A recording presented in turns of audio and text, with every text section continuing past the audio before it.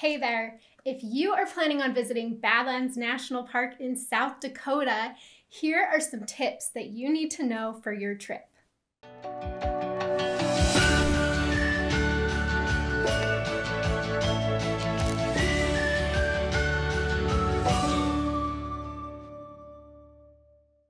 My name is Ash. I'm a former park ranger and the founder of Dirt in My Shoes, and I love being in South Dakota. It's actually one of my favorite states to visit because there are just so many things to do, especially in the Rapid City area, which is where you'll probably be basing your trip to the South Dakota Black Hills and Badlands National Park. So today, let's jump in. Let's talk about some tips that I have for your upcoming trip to Badlands to make sure that you have a fantastic time in this gorgeous area of South Dakota.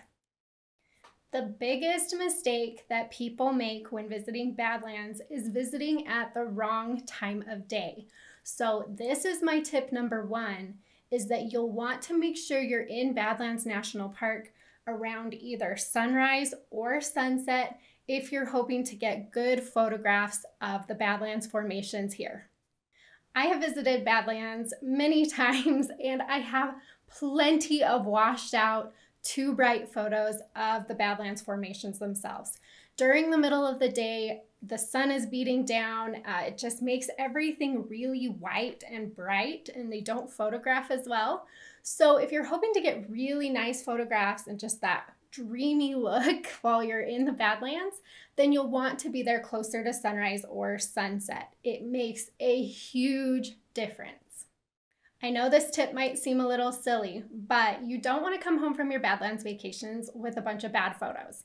Like I said, I've been there, done that, and now I've learned that I just love being out. If you can be out like an hour or two after sunrise or an hour or two before sunset, that is the perfect time to be out and just really seeing all the colors that come out in the Badland formations. You get a lot more pinks and oranges. It just looks more alive. In addition to that, it's just a really cool time to be in the park. You're much more likely to see wildlife. You just get a quieter experience as well. And so I highly recommend staying for one or the other if you can. The second thing you want to know before you go to Badlands National Park is that this national park actually is a pretty good year-round national park. This surprises a lot of people because South Dakota is known for having some harsher weather, especially during the winter months. And that's true, but Badlands National Park does stay mostly open for the whole year. And so if you want to see this national park in a different way, you can go in those shoulder seasons when it's not quite as busy. If you're willing to put up with a little bit of unpredictability in the weather, you can go in the winter. The lodge is still open, the campgrounds are still open, the visitor center is still open, so you can go weather permitting. They keep all those roads open, and so that's really a big surprise for a lot of people. Now, the summer season naturally is the most popular time to be in Badlands National Park, so from about May through September, you'll see high crowds, also high temperatures. So keep that in mind as well, but you can visit this park year-round. If you haven't yet chosen when to visit Badlands, go to Dirt in My Shoes. I have a great article about the best time to visit this national park. I have my suggestions, and then I break it down month by month so you can see exactly what to expect and what is going to be open when you go. Tip number 3, get off the beaten path to see more wildlife. This national park actually has a ton of wildlife. I think that surprises a lot of people. But when you come here, you can expect to see some bighorn sheep, you'll see buffalo, you'll see prairie dogs. There's some really fun things that you can see as you explore through the beautiful Badlands landscape. Now, you will see these things as you drive along the Park Loop Road. Possibly. We often do. I've seen lots of bighorn sheep along this road and everything. So it's not that you won't see wildlife while you're here. However, we really like going to some of the lesser known or smaller areas of the park to really lock in those wildlife sightings. So if we look at a map of Badlands National Park, you've got this unit up here, which is the north unit. This is the most popular place to be. And so you'll either come into the park via wall and down to the Pinnacles entrance, or you'll come down over here by the Minuteman Missile Site, which, side note, is super cool. Make sure you plan some time to see that. And then go in through the northeast entrance. And then you'll drive this loop road through the park. That's the most popular way to see Badlands, and you'll see a lot of people there. What else you can do, though, which we really love to do, is take some of these side roads. Our favorite is the Sage Creek Rim Road over here. This is a dirt road, but it's pretty well maintained. And you can drive out here. You'll see there's a prairie dog town right here. We almost always see buffalo out here. The bighorn sheep like to hang out down in here. And so we just have a lot of really good luck seeing wildlife in this area of the park. If you want to get even further off the beaten path, you can drive down, there's a side road right here. You can drive down to the White River Visitor Center area down here. This is a whole nother unit of Badlands that pretty much nobody goes to. So that's an option. But if you want to just stay among the main stuff that you'll probably already be doing when you're in Badlands, then I still highly recommend going off the beaten path a little bit and driving the Sage Creek Rim Road.